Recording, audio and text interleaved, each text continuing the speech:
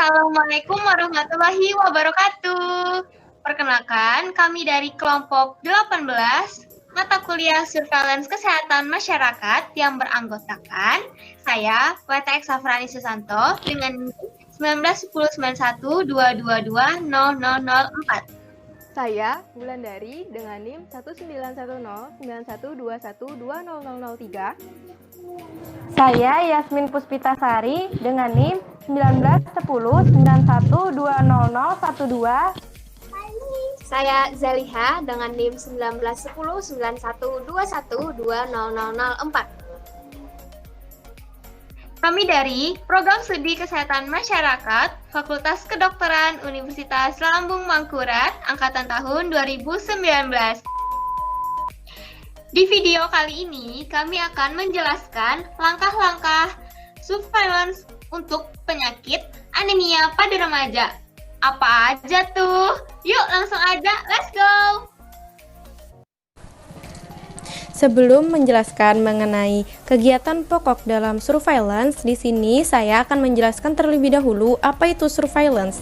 Surveillance kesehatan masyarakat atau public health surveillance merupakan suatu kegiatan yang dilakukan secara terus-menerus berupa kegiatan pengamatan, pengumpulan data secara sistematis, analisis dan interpretasi data, serta diseminasi informasi mengenai suatu peristiwa yang terkait dengan kesehatan masyarakat dalam upaya mengurangi angka kesakitan, angka kematian, dan juga untuk meningkatkan status kesehatan.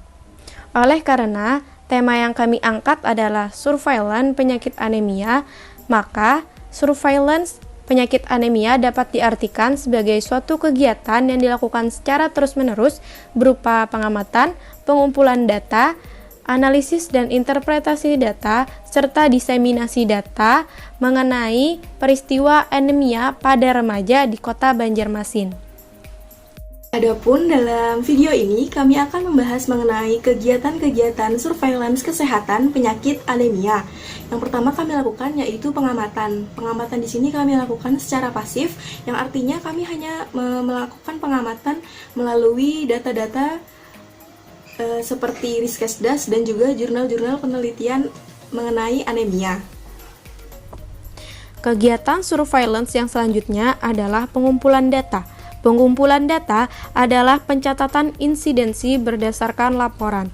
Dalam pengumpulan data ini, data yang kami pakai adalah data hasil rekapitulasi Dinas Kesehatan berdasarkan laporan-laporan dari rumah sakit, puskesmas, dan sarana pelayanan kesehatan lain, ataupun laporan petugas surveillance di lapangan. Adapun data dari Dinas Kesehatan Kota Banjarmasin pada tahun 2018 mengenai angka kejadian anemia pada remaja di usia 10-19 tahun terdapat 924 kasus. Kejadian tertinggi terdapat di wilayah kerja Puskesmas Beruntung Raya, yaitu sebanyak 200 kasus, di mana semua terjadi pada remaja putri. Dari data pertama tadi dapat kita ketahui bahwa kejadian anemia ini paling banyak menimpa pada remaja putri.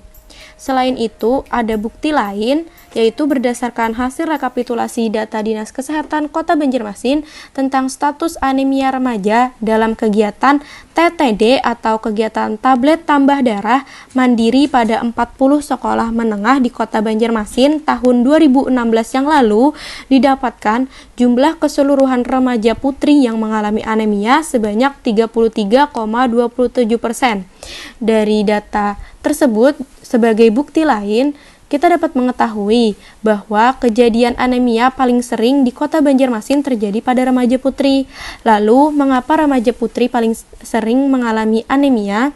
Untuk mengetahui jawabannya, mari kita simak kegiatan surveillance selanjutnya. Jadi analisis data sendiri yaitu proses penyusunan data secara sistematis agar data tersebut dapat dipahami oleh kita sendiri, yaitu sebagai peneliti dan juga orang lain. Fungsinya apa sih? Yaitu mengidentifikasi masalah dan juga sebagai bahan masukan untuk pengambilan keputusan, perencanaan, pengawasan, pemantauan, dan lain-lain. Nah, kenapa sih untuk mengidentifikasi masalah? Kita langsung ke contoh ya. Misalnya nih, kita punya nih data tentang penelitian, yaitu berjudul Hubungan Pola Menstruasi dengan Kejadian Anemia pada Remaja Putri di SMPN 18 Banjarmasin. Nah, jadi dari sini kita tahu nih, ternyata ada nih hubungan antara pola menstruasi dan juga kejadian anemia. Itu dapat tuh permasalahannya, bahan pemantauan, perencanaan, dan sebagainya. Nah, kalau untuk itu, kita bisa juga nih misalnya perencanaan deh. Kita misalnya ingin merencanakan membuat suatu program nih, karena tadi nih ketahuan nih dari pola menstruasi dapat menyebabkan resiko anemia misalnya ya. Nah, bisa nih kita melakukan program pemberian tablet tambah darah misalnya ya. Nah, kita tuh bisa tahu nih misalnya mereka itu lebih besar haidnya tuh di akhir bulan atau di awal bulan misalnya gitu ya. Jadi kita bisa tahu nih pemberian tablet tambah darahnya lebih efektif di mana. Jadi kan kita menganalisis secara deskriptif. Nah, gimana sih caranya gitu ya? Nih contohnya, itu kan ada 3, tempat, orang, dan juga waktu. Nah, jadi kalau misalnya berdasarkan waktu itu tujuannya apa? Tujuannya biar tahu nih tren penyakitnya gimana, variasi musimannya gimana, ada terjadi wabah atau enggak gitu ya tujuannya. Terus kita juga bisa membandingkan nih jumlah kasus penyakitnya dengan selang waktunya.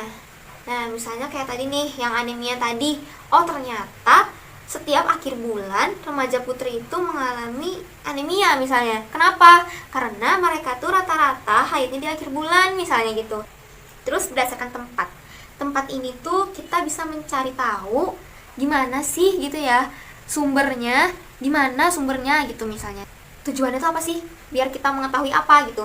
Nah, biar kita dapat mengetahui sumber penyakitnya. Jadi pencegahannya itu lebih pas, lebih cocok gitu.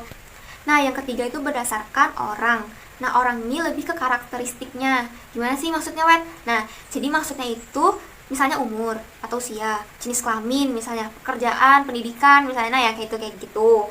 Terus tujuannya apa? Biar kita tuh tahu nih penyebabnya tuh kenapa gitu. Misalnya nih, kita ambil contoh tadi yang anemia tadi ya, yang di SMPN 18. Nah, perempuan kan mengalami menstruasi. Jadi darahnya setiap bulan berkurang nih, keluar misalnya gitu ya. Habis itu kurang mengonsumsi makanan yang mengandung zat besi misalnya. Nah, dari situ kita ketahuan nih, ada ternyata hubungan antara menstruasi dengan anemia.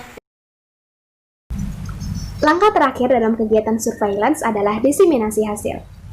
Apa itu diseminasi? Diseminasi adalah suatu kegiatan yang ditujukan kepada kelompok target atau individu agar mereka memperoleh informasi, timbul kesadaran, menerima, dan akhirnya memanfaatkan informasi tersebut. Diseminasi juga merupakan proses penyebaran informasi yang direncanakan, diarahkan, dan dikelola berdasarkan sebuah perencanaan yang matang dengan pandangan jauh ke depan. Diseminasi pada penyakit anemia diharapkan dapat memperoleh perubahan dari masyarakat. Perubahan yang diharapkan dari kegiatan diseminasi ini adalah akan terjadinya perubahan pada aspek kognitif atau pengetahuan, afektif atau sikap, dan psikomotorik atau keterampilan.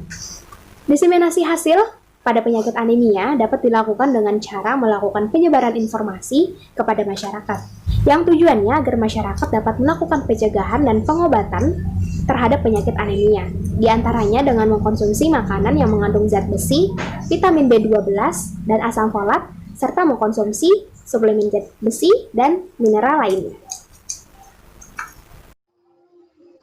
Demikian video dari kami, semoga bermanfaat ya. Dan juga kami mohon maaf jika terdapat kesalahan baik perkataan maupun perbuatan. Terima kasih. Assalamualaikum warahmatullahi wabarakatuh. Dadah.